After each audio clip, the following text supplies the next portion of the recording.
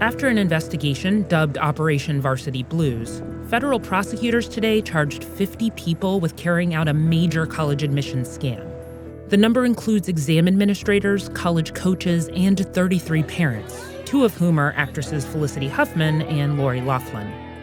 Prosecutors allege that parents paid the owner of a purported charity to do things like fake test scores, bribe test administrators to let students cheat on SATs and ACTs, and bribe coaches to name their kids as athletic recruits. We're not talking about donating a building so that a school's more likely to take your son or daughter. We're talking about deception and fraud, fake test scores, fake athletic credentials, fake photographs, bribed college officials.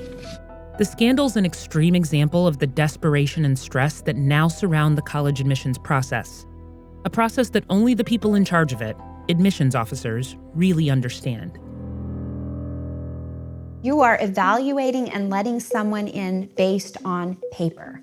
We're making decisions that could impact kids' futures, not just the 4 years where they go to college, but all the networks that they establish. You have to try to read between the lines and make really good decisions on the information that you're given. Just because you're a good kid, just because you get exceptional grades and you deserve an acceptance, doesn't mean you're gonna get it. We are not sort of old white men in frumpy coats with, the arm and elbow patches on our blazers. Very young folks who are excited about their work, who are getting together to make some tough decisions.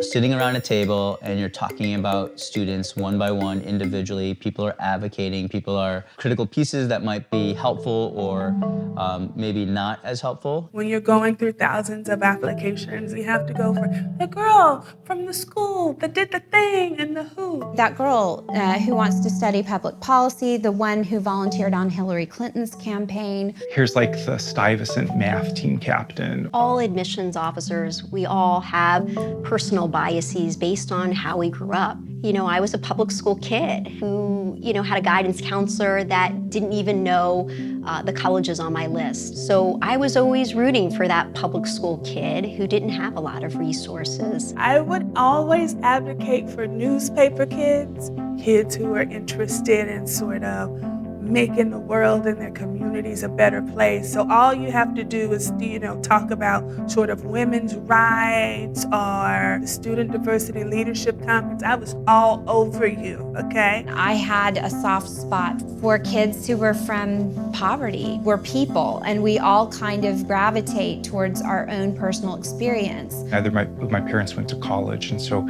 I will always fight for those kids. I think they face an uphill battle in the selection process. Applicants who played instruments, if you were a pianist or a violinist, I was all over that. Growing up as in a really homogenous, white, affluent town, I really struggled with my self-identity, with being non-white. When a student was applying that might have been marginalized, so oftentimes students of color, first-generation students, it was easy for me to advocate for those kids. And of course, young women, right? Young women and young women of color. I'm just gonna keep it real. Georgia, North Carolina, South Carolina, in there. I was all over you. So yes, I have a lot of biases. Oh, get that in check. The last place I read was fairly diverse as far as ethnicity, but I will also let you know there's something called classism in this country. I mean, if someone's been to prep schools all their life and they're African American, that's a very different experience than someone in inner city Baltimore. I very often had to sort of push back against other colleagues' implicit bias. Just because a young African-American applicant is coming from an affluent background doesn't mean that student is exempt from or has not experienced sort of the systematic racism and discrimination that lots of folks of color in this country face. What always helps students, if family had a lot of financial resources, you were really looking at 7-figure donations, 8-figure donations, but sometimes 6 figures plus a connection with someone on the board was even more powerful.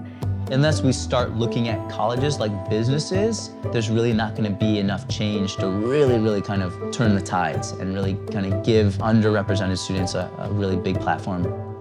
I think a lot of these really tough to get into places have a lot of devotion to legacy admissions, and it perpetuates these cycles of the haves every year. It was very sobering to learn that there are so many spots reserved for certain students, whether it is legacy students, whether it is development cases, either their parents have already given significant money to the institution or plan to. Once you fill up your class with those institutional priorities, there isn't a whole lot of room left for regular kids who are absolutely extraordinary, but no one is fighting for them.